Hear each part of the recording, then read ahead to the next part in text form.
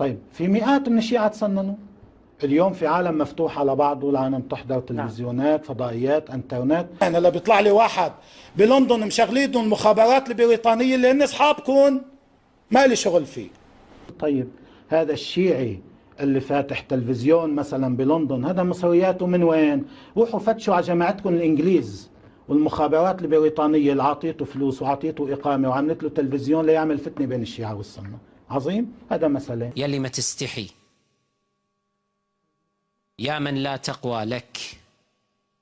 شنو هذا الكلام؟ لا شو مصرياته من الانجليز، شنو مصرياته من الانجليز؟ ولك انت تعال شوف باوع التلفزيون، انت شوف القناه نفسها، تشوف الناس دا يتبرعون هم بانفسهم، هم جمهورنا نفسه يتبرع لنا. يعني انت مصرياتك منين ان شاء الله؟ منين جايب مصرياتك؟ من ايران.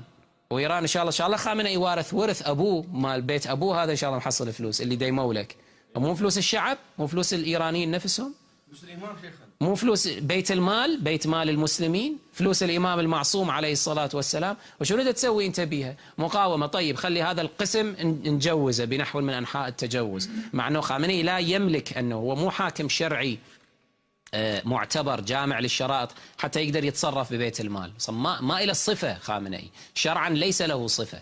هسه مو مشكلة، خلي نجوز نبني على ذلك. زين وباقي الأمور اللي أنت تسويها إن شاء الله هذه هم جائزة. تجيب لك مغنية تغني بعيد المقاومة والتحرير، جايب له مغنية إحدى المؤمنات القريبات أبلغتني، تقول تلفزيون المنار جايب له مغنية على المسرح واقفة وتغني عيد المقاومة والتحرير وصورة حسن نصر الله وما أدري شنو.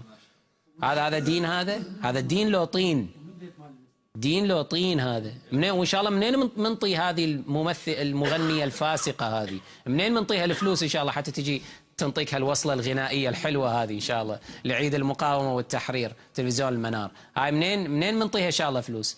من سهم الإمام المعصوم عليه السلام؟